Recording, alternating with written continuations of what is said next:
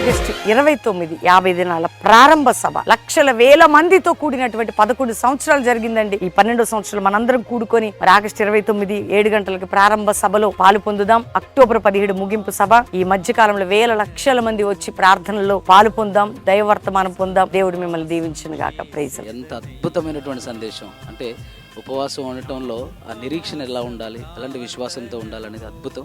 చాలా సంతోషం.